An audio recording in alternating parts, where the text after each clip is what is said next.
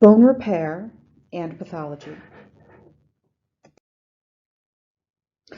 So bones occasionally break. They're going to have to fix themselves. Different types of fractures, which is a crack effectively in a bone, are simple, where they're straightforward, or compound, where they're open. Simple closed fracture is like this right here. There's a crack in the bone. It's all contained. You don't have shards of anything flipping around. It's all contained within the skin too. Compound is as if the bone went like that instead and broke the skin. A simple fracture does not necessarily mean that it's not complicated to deal with. It's also sometimes more commonly called a closed fracture to avoid that sort of implication. A compound fracture is necessarily very complicated to deal with. Remember that you have a blood-bone barrier similar to a blood-brain barrier. If you get germs past that barrier, which frankly that's torn to shreds because your bone is broken so badly it's sticking out of your skin, germs can get in there really, really, really easily. And once they get in there, it's very, very, very hard to get rid of them. They tend to take off really fast because your immune cells don't really get to them very quickly, and drugs can't always get to them as abundantly as some other places in your body. So this is inherently a really big, big, big deal. You can have a complete fracture or an incomplete fracture. That's exactly what it sounds like. Did the crack go the whole way through the bone or not? A complete fracture is the whole way through. Incomplete would be if the crack only went that far. A comminuted fracture involves a bunch of shards. So you can see there's a break and you have other little fragments of bone in that breakage site. Comminuted fractures can be simple or they can be closed. If one of these fragments sticks out of the skin, now you have a compound comminuted fracture. A spiral fracture is also just what it sounds like. You have, this only shows a 2D picture, but it's where you kind of have a bit of a curl around the bone. The crack takes the shape of a curl around the bone. This will find in some sorts of twisting stretches, just like you would expect. You find this not uncommon, well, I wouldn't say not uncommonly, but you find it in children if they get their arm gets twisted around or something, either by abuse or even just by play. That can happen fairly easily. You think of how much kids spin and dangle and twist around and stuff. Epiphyseal fracture is also exactly what it sounds like. The nice thing about ortho stuff is that things are named exactly what they sound like a lot, where you have a fracture of the epiphysis. A depressed fracture isn't really drawn here so well. It's not really something you even think about in terms of long bones. Typically, it's more like flat bones or irregular bones, like a skull. You'll find a depressed fracture. So if here's your calvarium, there's your eye socket. This is the worst drawing in the world. Okay, there's cheekbone. A depressed fracture would just be like a dent where the bone has crushed inwards. So if you think, you throw a rock with a slingshot at somebody's head, if it makes a dent, and it'll also make there will be some comminuted elements where it's broken into some shards. That's a depressed fracture. A green stick fracture is something you basically only see with children. You can also call it a buckle fracture, where you have a bending of the bone, and because it's still so cartilaginous relative to adult bone, it doesn't really break. Instead, it kind of splinters. It's called a green stick fracture because it's similar to a fresh twig. So think about like just a brown twig you find on the ground. You go to bend it, it just breaks in two. It splinters like crazy, but it breaks in two. If you pull a bit of new growth, like a stick off of a tree, and it still is visibly green, it's still visibly growing, and you go to bend it, you notice it has a lot of give. And then when it does bend, it sort of splinters in long ways, kind of, instead of straight through or at an angle. That's a green stick fracture, is when your bone does that exact same thing. So how do we fix fractures? there's two parts to fixing fractures, to repairing fractures, I should say, for the sake of terminology. You have to reduce the fracture and you have to fixate the fracture. Reduction and fixation. The two kinds of reduction you have are open and closed. And that refers to the approach you take to the reduction. If you have a closed reduction, this is a non-surgical intervention. You have a bone that cracked. Here's your skin around it, and you simply move them so they're lined back up. This is usually done with the help of radiology. An open reduction is surgical. So in this case, you're going to go through, you're going to cut open in the area of the fracture, and then you're going to do whatever you need to put them back in place. Maybe you'll install a rod, maybe you'll put in some brackets, maybe some screws, stuff like that. But it's a surgical approach. Where you're actually putting the bones back together, installing the rod, installing those bars, installing the screws, maybe installing like brackets on the outside of the bone to keep them aligned. Those are fixation processes. So reduction is lining back up, fixation is holding in place so that the bone, when it grows, when that wound site heals and grows a little bit and it can fuse, they grow together in line. Your bones, particularly your long bones, experience a lot of mechanical stress on a day-to-day basis. They were built along patterns of mechanical stress. Your femur, for example, the osteons in your femur are perpendicular to the ground. Okay, they go long ways along the bone, long ways against gravity, and they're one long, strong, tall pillar each. If you don't line those up right, when that stress with every step that you take migrates its way up your leg, that force kind of moves and transfers up the length of your leg. If you have a glitch in there where the forces sort of have to shift or don't get to distribute themselves normally, that's inherently a weaker place, and it's going to cause problems at the site of repair as well as sort of upstream force-wise from the repair. If you don't fix your femur, let's say it's just cracked clean in two, you're going to have major problems with your knee because things aren't going to be aligned properly. Your weight isn't going to sit properly. Therefore, you're also going to have it on your ankles. But most severely, you're going to have major problems with your hip because that femur is going to be transferring the force of every step in a really weird way. It's going to be putting extra stress on the head of your femur. You're more likely to experience breakage. You're more likely to experience osteoporosis. You might have some major gait problems that cause issues with your spine. It's a big deal when your bone doesn't grow aligned properly. So so you have some examples here. So we have a common thing that you'll see if you get into surgery is an ORIF, open reduction,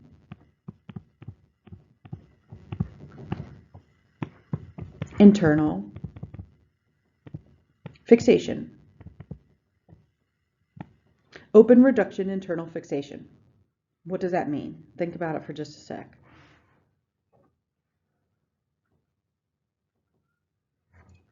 Open reduction means surgery.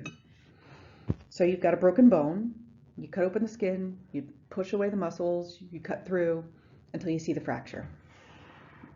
And you line it up that way while you're in there. Internal fixation. Fixation refers to keeping them in place, right? Like you're always these days installing hardware of some kind to keep them in place. So you cut the leg open or the area open, you line them up, open reduction, internal fixation while you're in there on the inside, right up against your bone. You're going to apply hardware that's going to be completely encased in that limb, let's say. None of it's going to stick out of your skin if in an internal fixation. You put a rod down the middle, you put bolts, you put screws, that kind of thing. What about What if it was a closed reduction external fixation?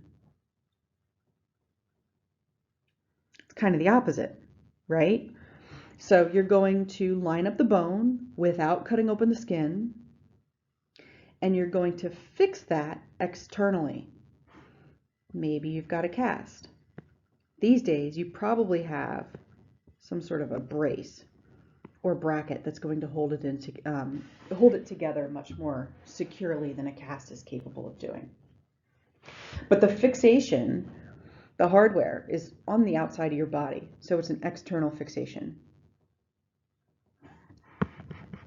You can't really do a closed reduction internal fixation, to my knowledge.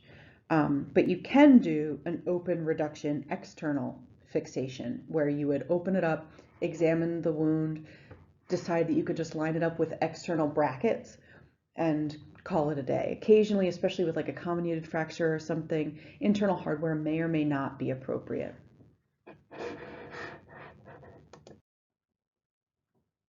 The physiological process of the bone healing itself, once it's lined up properly, once it's the bones are held into place properly, takes, if you're a young, healthy adult, otherwise in good shape, your bones are in good shape, 6 to 8 weeks-ish.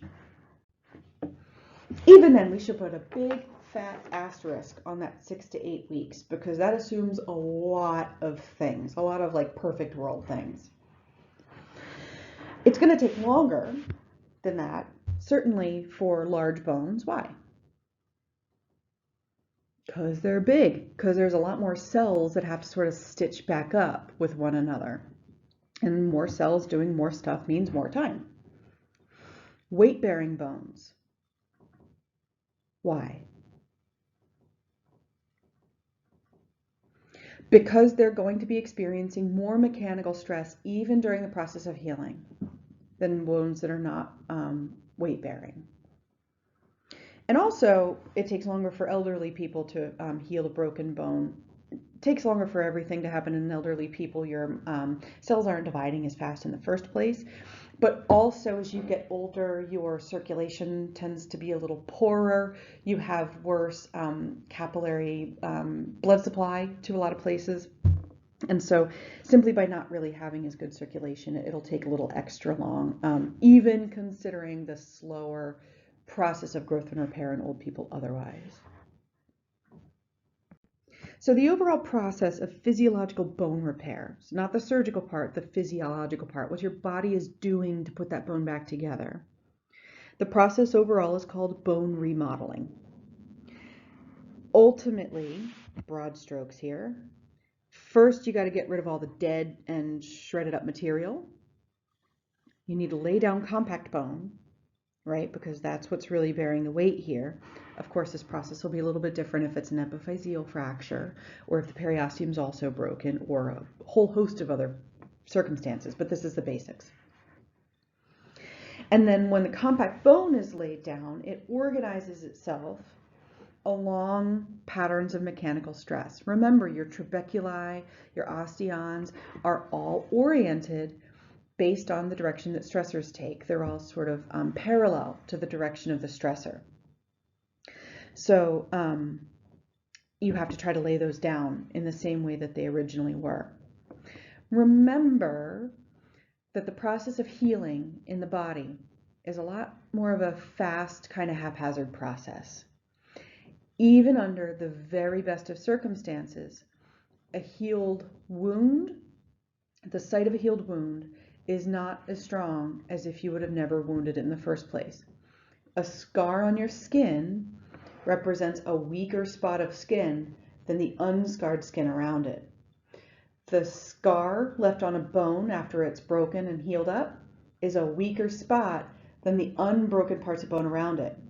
It's more likely that you're going to then break that same place. If you break that bone again, it's more likely to break along that same place as it did before. And even if you do break at a slightly different place, you're still probably going to see effects here. It should hopefully, though, If everything goes great, you're young and healthy, you do your physical therapy, you don't stress it out, you get the proper care in a quick time frame, it should look pretty close, really, really close actually with bones, to how it looked before it was broken. The first step of bone repair is the hematoma stage. So you have your bone that broke. Terrible, super sad. You had a bunch of blood vessels that were going through there that are now broken, and that tissue's frayed. You have a jaggedy end of bone cells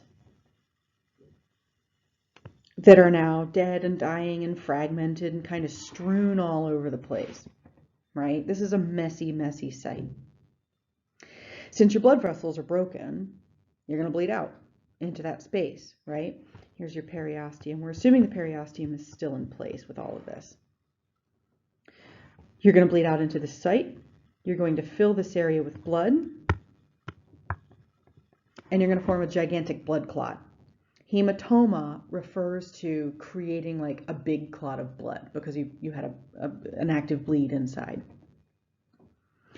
And now, since you don't really have blood supply anymore, you just have a bunch of clotted blood in the area, adjacent anyway to the breakage, those bone cells are going to, whatever's fragmented, whatever's exposed, whatever's strewn around is just going to die because you can't get nutrition, you can't deposit your waste into a clot, right? You've lost your direct blood supply. The next stage is the fibrocartilage callus stage.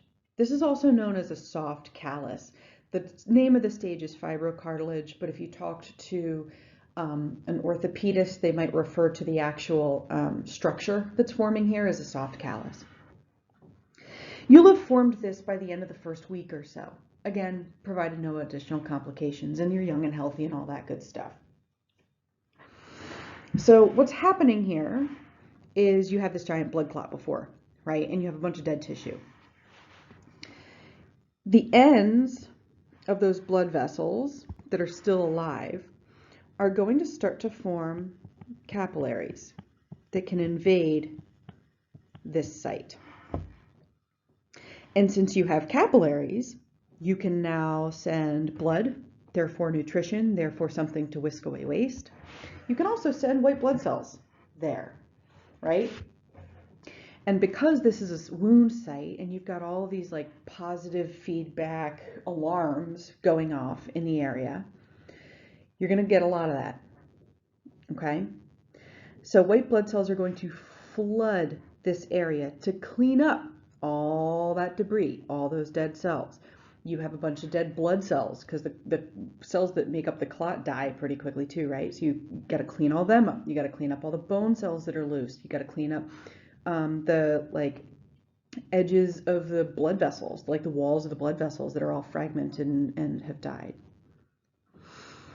Fibroblasts and osteogenic cells will also invade the area because you have this access to the bloodstream. You can do life things now again. Fibroblasts, remember, are fiber creating cells. They're dedicated to laying down stuff like collagen. And osteogenic cells, remember, those are bone stem cells. So, what have you got? You've got cells that can come and lay down osteoid-like stuff, and then you have other cells that can come in and either turn into bone-building cells or bone crushing cells, bone osteoblasts or osteoclasts. Fibrocartilage does not refer to the fibrocartilage that's its own type of cartilage. That's super misleading. I'm sorry, I didn't name it, but what this is really referring to is the cartilaginous nature sort of of the overall sort of region. It seems sort of cartilaginous, and it resembles the process of cartilage turning into bone, kind of.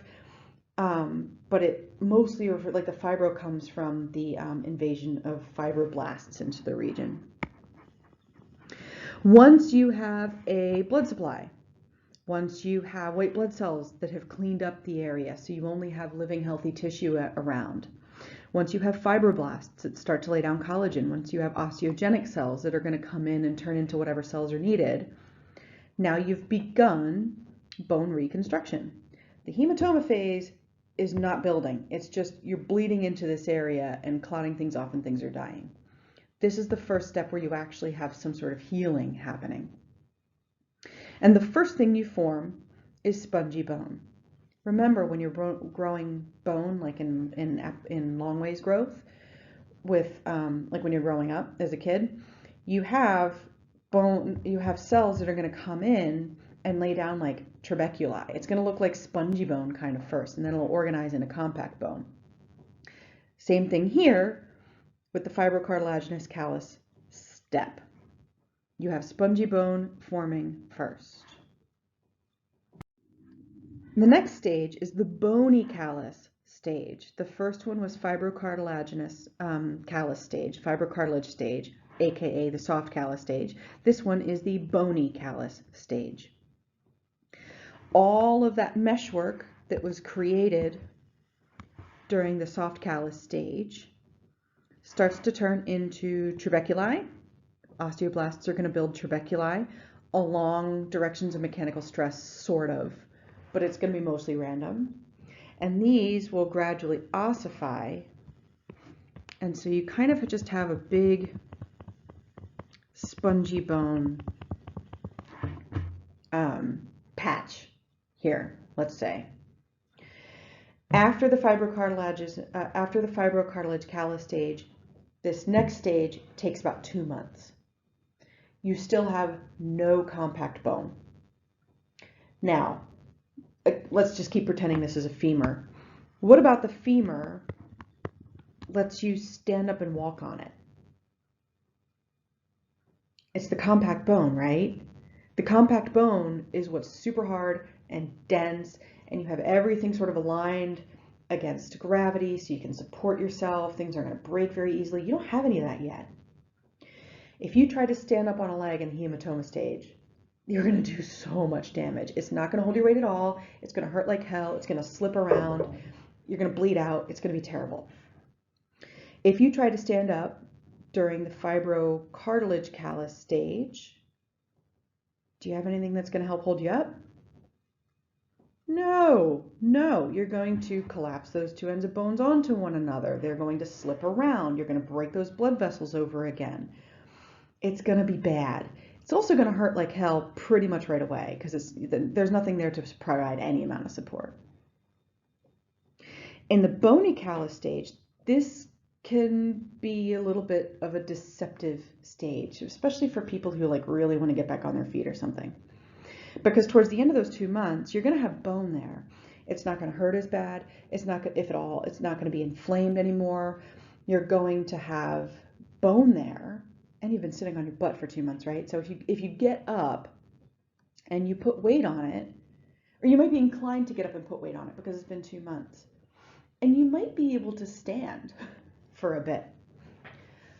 But your risk of refracturing is extremely high. You might not be able to take a step safely. You have nothing organized properly. This is the stage towards the end of here when people will start going to physical therapy. Physical therapists are trained in getting you up on your feet in the safest possible way to encourage proper body mechanics and proper healing. So at about that 2-month mark after when the bony callus stage is pretty firmly in place, it's filled with spongy bone, is when you're going to start talking to physical therapists. Again, basically no compact bone whatsoever in the area. The following step, I shouldn't have skipped over here so quickly, but the following step is where you're going to be repairing your soft callus and replacing it with compact bone. Because they have to align themselves against lines of mechanical stress, because you want everything to line up properly, because you don't want any breaks or scars in that tissue if you can help it, That's where the physical therapist also comes in and really works with you intently so that you're using proper body mechanics, you're putting weight on the right things at the right amount at the right time of healing. It's going to be super uncomfortable. You're probably going to hate it, but they know what they're doing. You are only going to get great results out of a bone heal if you listen to and really follow the rules of your physical therapist. Sorry to skip that. So let's talk about bone pathology. This is where you don't really have breaks necessarily, but you still have bone disease of one kind or another. A pretty blanket term for just sort of weak bones, soft bones, poorly mineralized bones is osteomalacia. Osteo is bone, malacia refers to just not really doing what it's supposed to be doing. In this case, you're producing osteoid just fine. Remember, osteoblasts can lay down osteoid, no sweat. But you're not able to deposit calcium salts properly. Either you're not getting enough or you don't have the ability to put them down. And as a result, your bones end up being softer and weaker.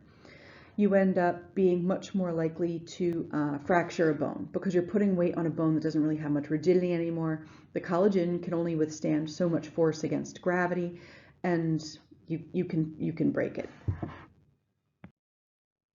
Rickets is an example of osteomalacia. It's a kind of osteomalacia, and it's a result of having consumed insufficient calcium and or vitamin D in children. Think back to the integument lecture. Your what cells make vitamin D? Your keratinocytes, right? They also make vitamin D. When they get exposed to UV radiation, they can make vitamin D in response to that. If you have a lot of melanin that works its way up the spidery arms of the melanocyte, gets ingested by the keratinocyte and surrounds the nucleus of the keratinocyte, now it can't really make as much vitamin D, right? But the keratinocytes make vitamin D. You can also, and most of us have to consume some vitamin D as well. The role of vitamin D isn't super duper skin related. It's actually because it is what gets calcium into bones. You can ingest all the calcium you want day in and day out, and if you don't consume calcium D, you're not going to absorb any of it, basically. Okay? That's really important for making your bones strong in the first place. So what happens is these kids, they're still growing lengthwise, right? These kids don't get enough, ultimately they don't get enough calcium in their bones. And they're still growing. Like this doesn't impact their collagen formation. It doesn't affect the process of the epiphyseal growth plate growing. It just doesn't get bony like it's supposed to. It doesn't get hard and bony like it's supposed to. And in the meantime, they're doing all the regular kid stuff. They're learning to crawl, they're learning to walk, they're learning to stand. And so you have people growing up where their legs have a perpendicular relationship to the ground, parallel with gravity.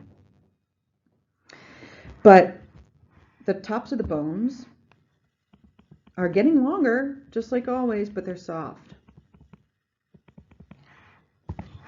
And so what's happening as they grow is that where there's cartilage, you have bowing, and then the regular, like the diaphysis tends to remain relatively straight. And then where you have cartilage, you find bowing again, because it can't hold you up against the force of gravity as well. So again, the epiphyseal plates grow but don't harden, and so you end up with this bowing of the legs. And it's not always out both ways like you'll see it in illustrations. It's often fairly irregular and sort of parallel to one another based on your gait and your the handedness. You know how you're right-handed or left-handed? That's actually applicable to most of your body. You also end up with really long, bulgy ends of your long bones, kind of as a result of this weird stress pattern that's on your bones. You have bowed legs. As a consequence of your having your bowed legs and weird stress patterns throughout your lower limbs, you end up with pelvic deformities as well. That's not absorbing the stress in the right sort of way. And so when it's trying to grow and responds to its stresses, it's going to take a weird shape. You can also find deformities of the pelvis that are inherent to just the pelvis because you get too little calcium, and you can find deformities of the skull as well. The supplementation of calcium and vitamin D into children's diets can stop this process from progressing, but cannot reverse it. You need to have surgery and extensive surgery and extensive physical therapy to make this hopefully manageable. But if it's too far gone, you're kind of stuck with mobility assistance aids, braces, crutches, wheelchairs, that sort of thing. Since we've been supplementing in the United States dairy products and things like breakfast cereals with vitamin D, this problem has gone down a ton. You don't really see rickets around in 2021 when I'm recording this lecture as you would see in 1921. That was not common, but not exactly uncommon either to see kids with rickets. Calcium isn't in a relatively modernish diet, it's not that hard to come by, but vitamin D can be a real hit or miss type of molecule. You don't get enough sun because you're stuck inside all day, or you have darker skin, so your body doesn't make as much vitamin D inherent to it. You don't eat as many vitamin D rich foods because a lot of those are fresh and seasonal, and you end up with an inability to actually put down into hydroxyapatite your calcium. Osteoporosis is another form of osteomalacia, in which case bone resorption outpaces bone deposition. Remember, you have osteoclasts that are building bone, that are depositing hydroxyapatite onto osteoid. And you also have osteoclasts, which are secreting an acid that dissolves that calcium hydroxyapatite and puts it back in the bloodstream. And both are working all the time in everybody. In you right now, a young, healthy person, you are having your osteoblasts work and your osteoclasts work, kind of all the time to some degree. But they're working in balance with one another so that your bone mass stays basically the same. In osteoporosis, you have an increase in the rate that your osteoclasts are working without any kind of increase in how your osteoblasts are working. Okay, so you're breaking down bones faster than you can build them. This creates really, really fragile bones because you have sort of this is a look at bone matrix and spongy bone, but look how much bigger those holes get, right? You're always dissolving bone or building bone along its surface. So spaces are either going to get tighter, those holes are going to get tighter as you build bone, or wider if you resorb bone. So the bone becomes very, very porous. The bone becomes very, very light. When you have somebody who just falls out of the blue, you hear like a little old lady fell and broke her hip, right? Way more often than not, what happened is she had osteoporosis. Her bone was just strong enough to let her walk around. Everything's doing fine. And then one day, it just sort of isn't. Now, a hip fracture is typically actually a break of the neck of the femur, that narrow little neck. So what'll happen is she takes a regular old step. Now it's just sort of luck of the draw that this moment occurred. That bone is now no longer strong enough to support her weight being on that leg. The neck of the femur cracks, it fractures, and she falls. Now this is a super fast process because your bone breaks, you're on the ground, you're hurting immediately. People will typically mistake one for the other. Like, you recognize the fall and then you say that it's the cause of the break, but I mean, really, the break caused the fall. When you see little old ladies with hunchbacks, sort of, right? You have that big, big hump up close to their neck. That's caused by osteoporosis as well. That's not a posture thing. You can get other problems with having bad posture your whole life, but this isn't one of them. That really steep hunchback, think of like Queen Elizabeth or something, is because of osteoporosis. And what's happening there is all of the bones, especially along the thoracic spine, that are taking a lot of weight and a lot of compression with each step are developing microfractures. So if this is the body of a vertebrae, boom, boom, boom, that's the spine. This is the weight-bearing part. Okay, the body of the vertebrae is the weight-bearing part. And with every step, she's getting a little crack, little crack, little crack, little crack, little crack, until it sort of crumbles down, and then it becomes smaller. And sometimes it'll even take like a wedge shape when it's smaller because of the forces of stress and where you're actually getting the most stress, which is more here than here. Okay? As those collapse, that region of the spine shortens, and you end up bowed down, sort of at the shoulders. This has major implications. It's called kyphosis, and it has major implications. The hunchback is called kyphosis. The whole process is due to osteoporosis. So if you look at these two pictures of two people, this person has rib cage that can move pretty freely, up, down, out, no problem. Shoulder blades should be able to move well, and the weight is fairly evenly distributed on the lower limbs. With this poor osteoporotic lady, you have shoulder blades which are now at a weird angle. So when you're using your arms, they kind of have to come out at a steeper angle. You can get shoulder problems. Her rib cage is a lot more surrounded by belly than it was before. And it's sort of compressed up here a little bit, so you can't take as good or deep of a breath. And your weight is now not as evenly distributed. You're a little bit more front heavy. And that can have implications on your gait and the mechanical stresses that your lower limbs are put under. You also develop neck problems because you have to arch it more to keep your head up so that you're looking forward. This is oftentimes, or at least historically, was dismissed as sort of a natural, normal thing that old women will go through. And it's uncomfortable but harmless, and it's just something to expect. These days, we recognize that there are widespread health implications just by the changes in posture that osteoporotic kyphosis creates.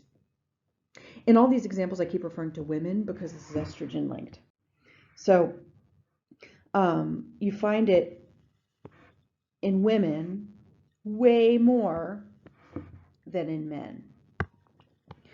Estrogen encourages hydroxyapatite deposition. It encourages the laying down of the hardened part of your bones, right? So your osteoblasts work better with estrogen, and your osteoclasts are also somewhat suppressed in activity in the presence of estrogen. Now, men have estrogen too, believe it or not. Men have a little bit of estrogen, mostly testosterone though, and women have a little bit of testosterone, mostly estrogen. It's just how balanced, what side of the balance you are to determine what the secondarily sexual characteristics and sexual functioning you have. So if you have a sudden shift where your estrogen depletes as a woman, your testosterone level is going to be unaffected, but your estrogen tanks. Now you no longer have this chemical, this hormone in your body that discourages osteoclast activity a little bit and encourages osteoblast activity a little bit. So your clasts can kind of run free like they couldn't before, and your blasts can't build in response to it. And you get a big sudden shift of this in women during menopause. It's extremely uncommon for a young woman to develop osteoporosis. And if she is, there's frankly bigger problems going on that's causing that problem, that's causing the estrogen imbalance or causing your bones to break down. Men can experience osteoporosis as well, but because they don't experience any major decline in their estrogen, they tend to have higher muscle mass. They don't develop it so quickly and rapidly. They can experience osteoporosis. They do to some small extent, but not like women do because of the estrogen factor. By the age of 90, 70% of women have osteoporosis that's severe enough to be diagnosed. If you never fall, if you never have any like issues, you're never going to know. You never get that hunchback, you're never going to know. So it could be higher than that where you have an actual uh, reduction in bone mass, but it's not as bad. This number probably used to be higher. It's not super well known, but women will sometimes take estrogen during menopause and throughout their later years of life, and that will help slow this process down.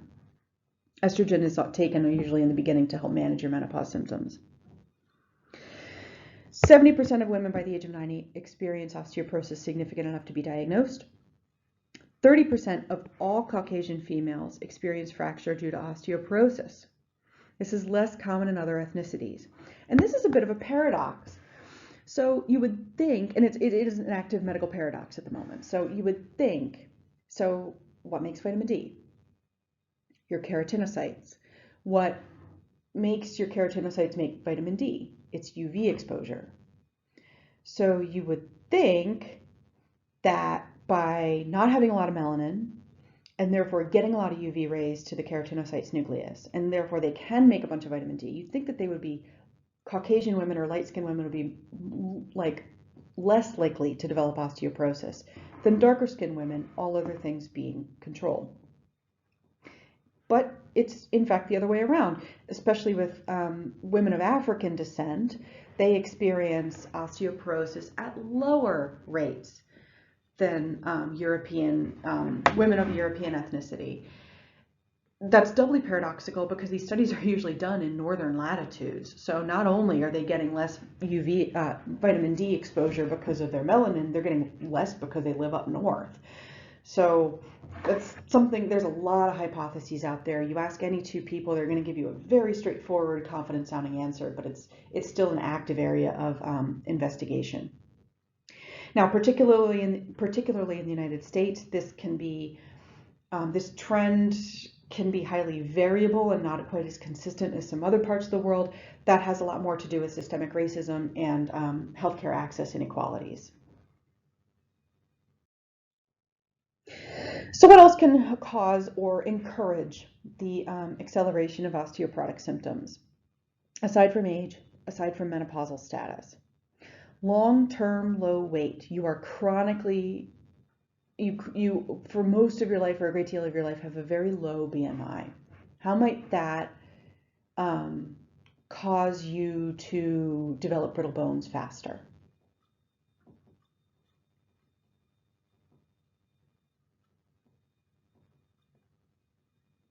Bones build mass in response to chemical factors and mechanical factors.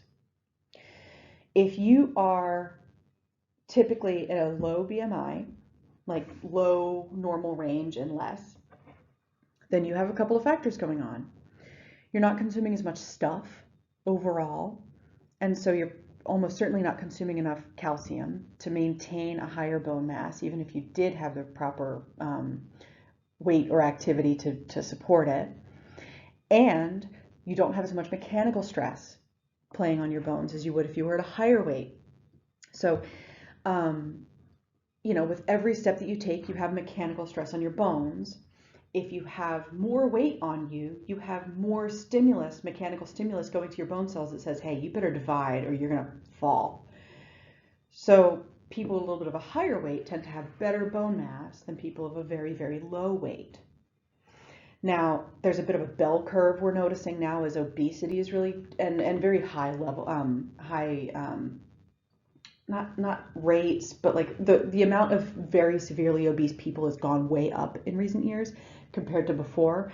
So what you find is that very, very low weight people, so a normal BMI range is like 18.5 to 25, I want to say.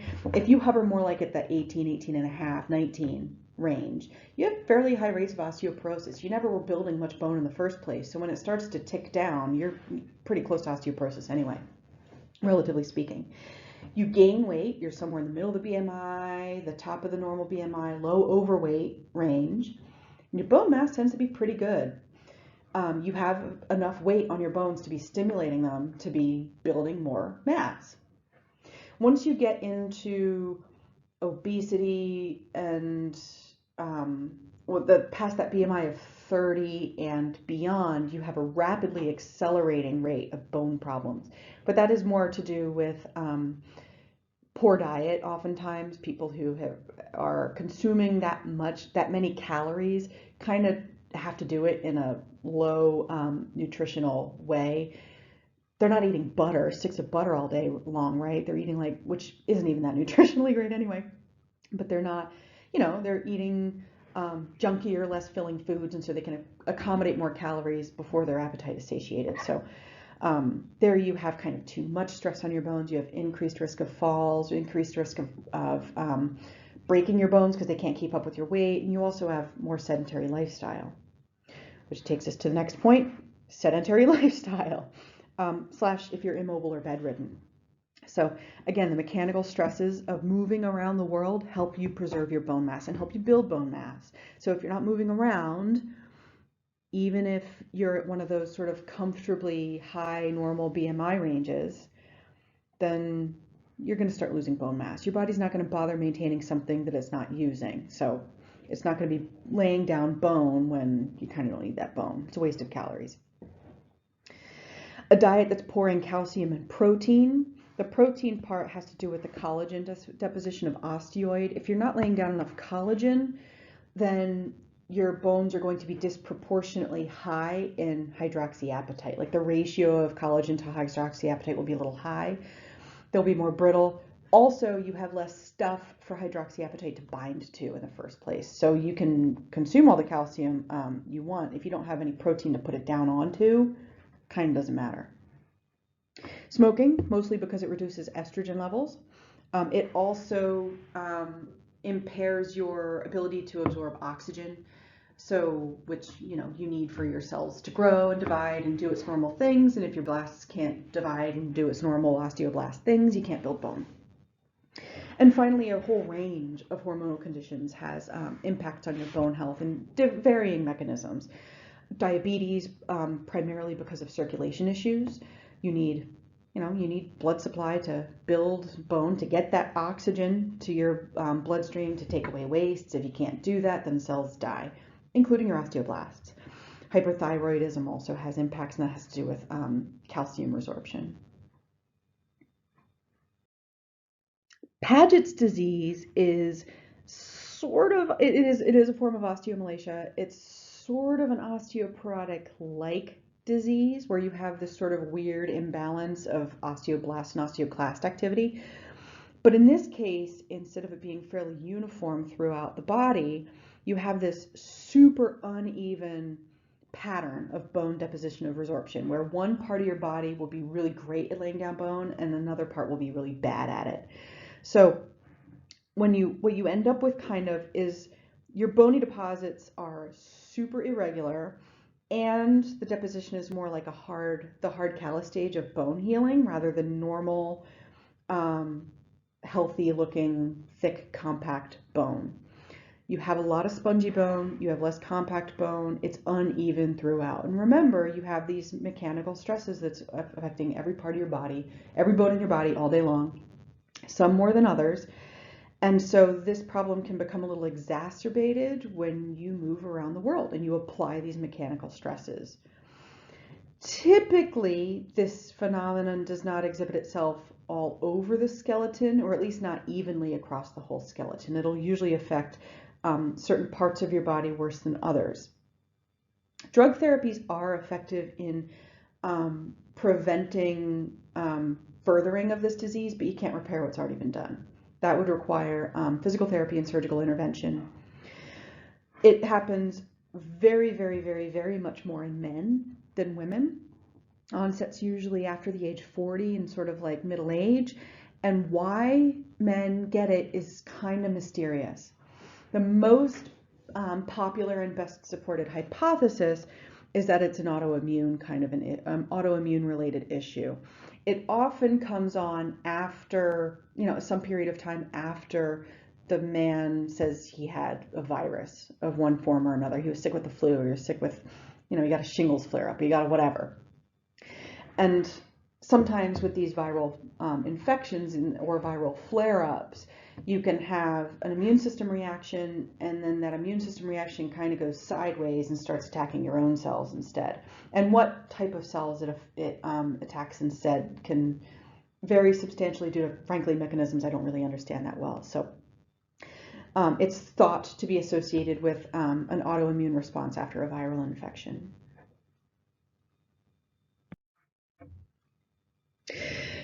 Osteomyelitis is not really a type of osteomalacia. It is a bone infection, a proper bone infection. The bone was otherwise probably sort of healthy and robust, and you have a good balance of osteoblast and osteoclast activity, good amount of compact bone to spongy bone ratio, stuff like that. But you get an infection for one reason or another. Usually the infection is bacterial. It can rarely be fungal.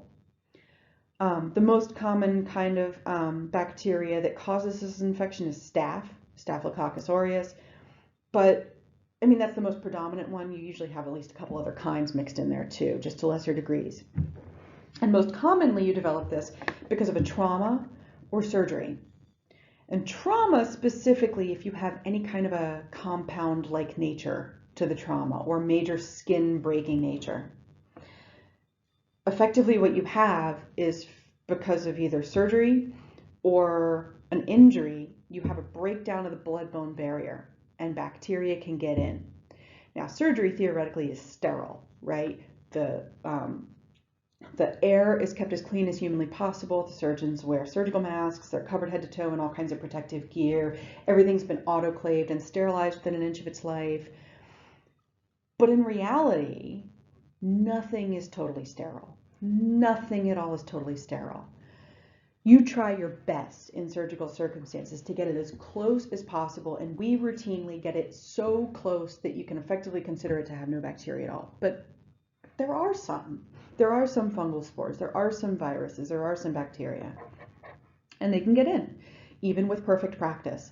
So you open up the blood-bone barrier, some sort of a germ, usually a bacteria, gets in, and then once it got past that blood-bone barrier, it can take off. It can really, really take off. You will also, and increasingly common recently because obesity has increased tremendously, people are getting older because the boomers are such a big population and they're getting older, and because type 2 diabetes is becoming much, much more common. And if that's not treated very well, health access disparities are kind of getting worse by the day. So this is also ticking up because of that. If you don't treat your diabetes properly, you can effectively starve your extremities of blood supply and oxygen enough because it causes cardiovascular problems. Those parts of the body can go gangrenous, and that can cause an infection into your bones and cause osteomyelitis. Risk factors, even without that severe degree of uncontrolled diabetes, include just having diabetes because your circulation just isn't as good, even if it's being otherwise well controlled. IV drug use, because you're putting things directly into the bloodstream, so you could conceivably introduce something kind of from the inside out of these bones. If you've had your spleen removed, that has a blood filtering, it helps with blood filtering effectively so that you're less likely to have any infection. Sickle cell disease, that can, the sickle shape that your cells take on can prevent proper blood flow, again, into the capillaries and extremities. You cut off blood flow, things start to die, and infections can set in better. And frankly, any other immunocompromised state lends you to osteomyelitis much more than not.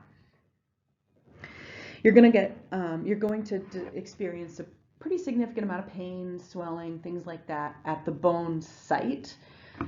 They'll diagnose it by medical imaging. They'll start off with an X-ray or CT scan first, frankly, because it's usually good enough to see what's going on and it's less expensive than other stuff, so you start with that first. And then to confirm the diagnosis, if you see something in the X-ray that looks osteomyelitis-y, then you'll go to an MRI, or if you have, especially if there's no metal implants, sorry. You'll go to an MRI to confirm it, and that will give you a definitive diagnosis. Remember that an MRI looks at things differently than an X-ray or a CT scan. X-ray, you blast rays at a person, they bounce back, and they will bounce back more when they hit hard things than soft things. With an MRI, you're instead going to see the concentration of hydrogen ions. So you're effectively seeing brighter white where there's more liquidy stuff and darker things where there's less liquidy stuff. And this infection is going to be super liquidy. There's going to be a lot of fluid. There's going to be a lot of pus in that area. So that'll really show up. You'll treat somebody by antimicrobials, IV antimicrobials, certainly, because you really need to get this from the inside out. And really, by the time you figured out that you have osteomyelitis, it has taken off and you're past that blood-bone barrier. Your immune system cells can't really help you out as much as you had an infection somewhere else. Whatever they're putting in that IV antimicrobial treatment isn't going to access your osteomyelitis as well as you want it to, as well as it would if it were somewhere else, whether you don't have a barrier like that. And so a lot of times you're just going to have to go in surgically. It's really not at all, it's really quite common for somebody with osteomyelitis to just need amputation. They'll try everything else first, but more often than not, you'll need an amputation. The infection can get so ingrained and entrenched that you can't treat it medically, certainly not within any kind of time frame where the patient will stay otherwise okay. I worked for a while when I was a scrub tech. I worked with a surgeon who specialized in amputations, and he also specialized in the creation of prosthetics for these people. So he did a lot of these amputations on diabetic patients with osteomyelitis, a lot of like aging Vietnam vets for some reason. I think that had to do with the funding of the study. But anyway, what we would do, this is something you might want to skip over if you got a weak stomach, but what you would do is you go in, you get the imaging, you can see basically where that infection is, but you know that it's further than where you can see, because what you can see is just like where there's a ton of pus. You have this really exaggerated immune response, but it's spread past that. So what you'll do, and you want to cut off as little of a limb as possible, so you amputate first downstream, like distally to where you think it is. And you use a pneumatic bone saw. When you go through soft tissue, it sounds like you're sawing through a pillow or something, kind of, and then you hit bone, and you can hear the difference in the tone. You hit bone, and then you go through soft tissue again. You hear the difference between those. And then you go up a little further, and you go through soft tissue, then you hear the difference to hard tissue, and then the soft tissue. And then once you get up to the infection, you hear soft tissue, and you think you should hear hard tissue, but you don't. That bone is basically like dissolved into a pool of bacteria and pus, and you go through it and you don't hear that change. At which point all of the nurses in the room run around, they put peppermint oil on your masks like crazy, and then they run out if they don't have to be there because the smell is outrageously bad. And then you can work your way back. You can see how deep that infection goes. You can keep going back, and then you can remove only the bone that you absolutely needed to. You can be quite confident you didn't take too much. It's a very, very, very unpleasant process for the patient, as well as the operating room staff and faculty. So again, weak stomach warning. The process of osteomyelitis is basically this. You get an infection, however you get it. This person on the left had some necrosis, probably from either IV exposure or from diabetes. Infection eats through the skin, muscle, periosteum, gets into the bone. You get an infection. It gets into the bone. Your leukocytes, your white blood cells, enter and attempt to engulf the bacteria. They do their usual leukocyte thing. The leukocytes release enzymes. They're designed, quote unquote, to help control the infection, to help clean up debris and control the infection. But unfortunately, they also kill off bone, healthy bone. So you have all this rush of leukocytes there that's what's forming pus. Pus is like a fluid-filled area of severe immune response where it's so dense with these cells that it looks sort of white. So the pus will spread into the bone's blood vessels. Remember, bone's highly vascular.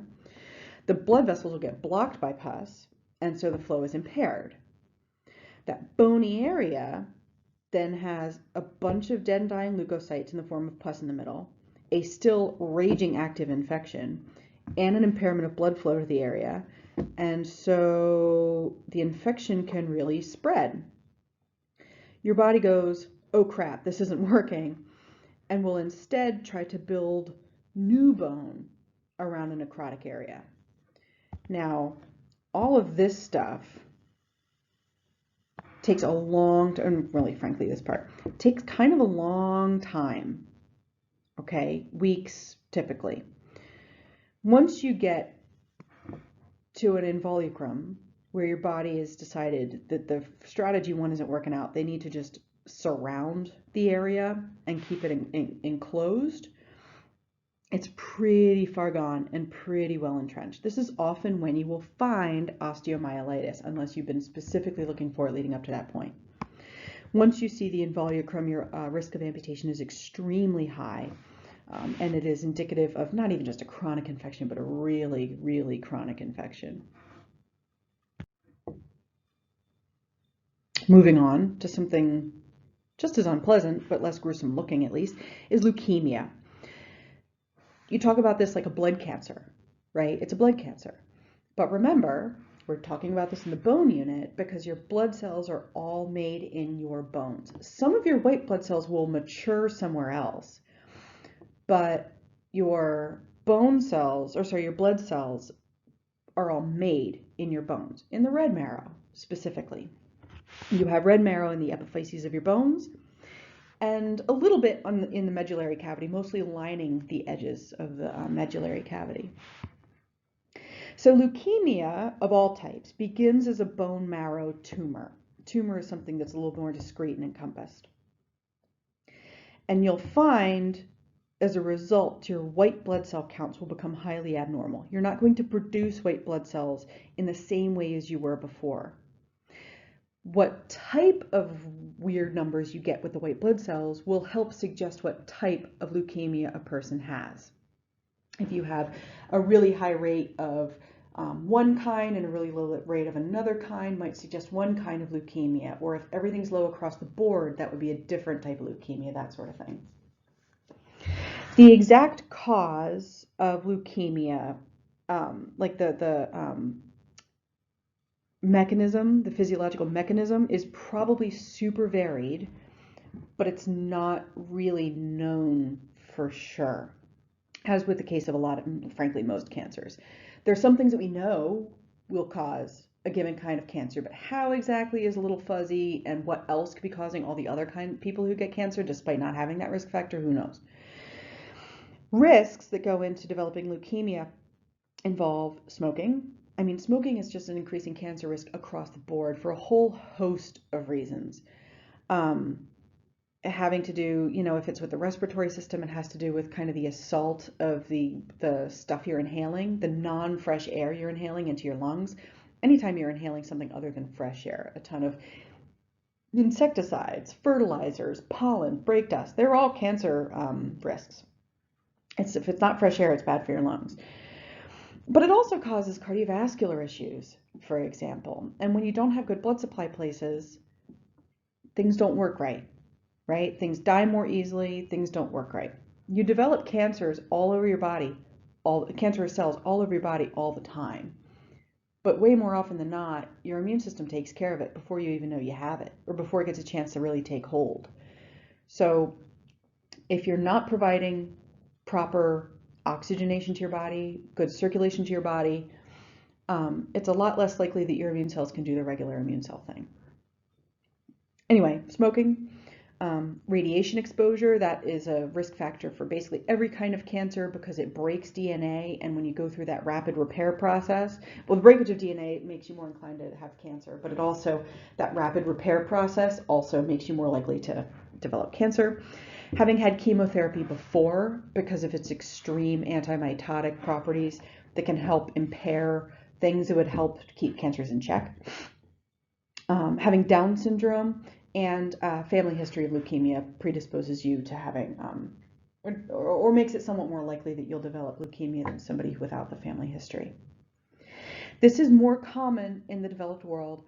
Again, kind of unknown exactly why. It's thought higher rates of exposure to some of these risk factors. It's also sometimes thought that it's simply more diagnosed in developed countries.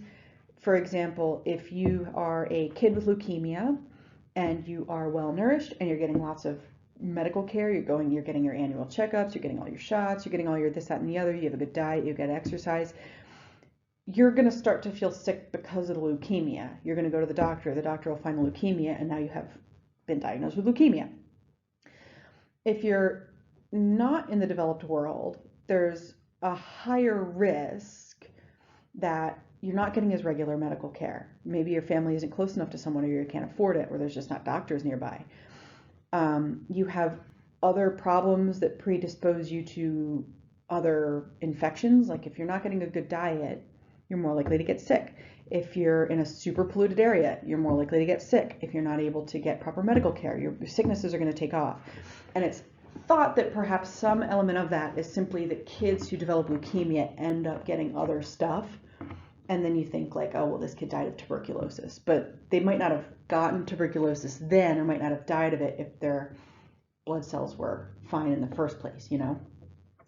That doesn't probably account for the whole disparity, but it probably accounts for a little bit of it.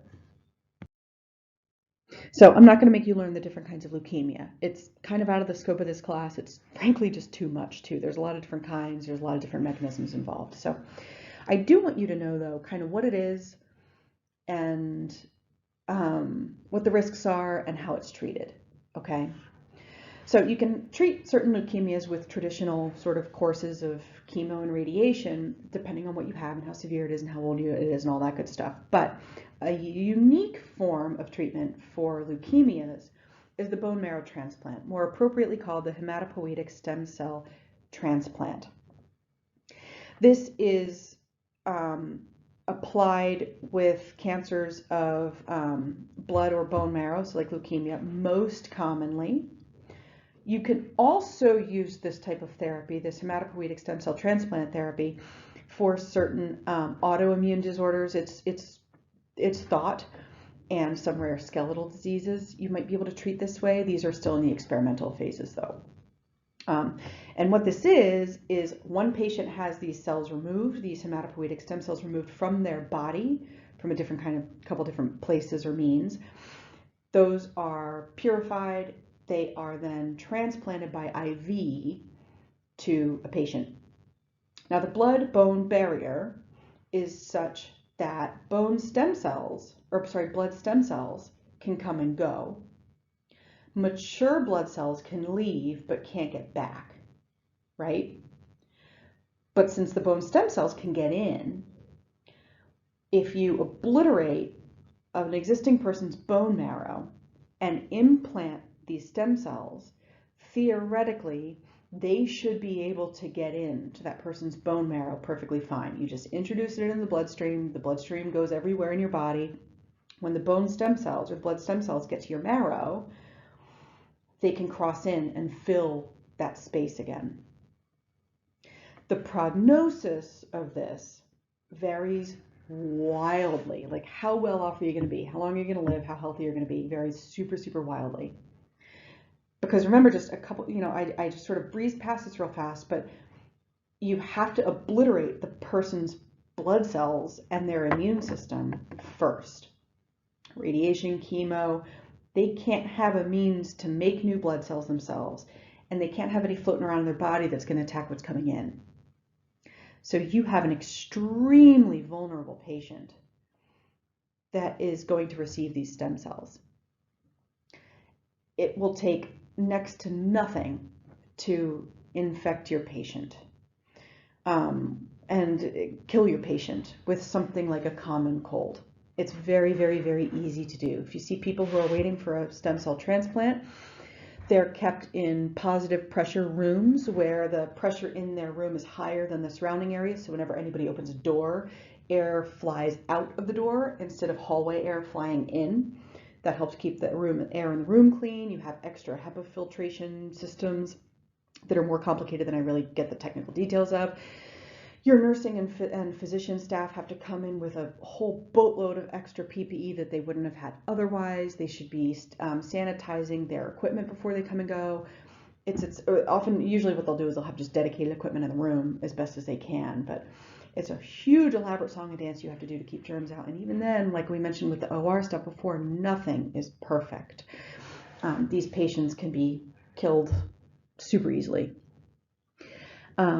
If you don't obliterate the person's immune system completely, or enough at least, which is a risk because you're blasting this patient with all kinds of aggressive stuff, they might not really be able to tolerate that treatment inherently. You might find yourself needing to stop and then just try the transplant. The obliteration alone process might kill them or be very bad for them. Or if you give them the stem cell transplant, you risk the person's body just rejecting it and going into overdrive, attacking it outright. It's a very, very risky maneuver. But it is kind of the best cure for a lot of these things. Like if you don't just get rid of the old cells and replace them, you might not be able to cure certain kinds of leukemias, or certain leukemias that have advanced past a certain point.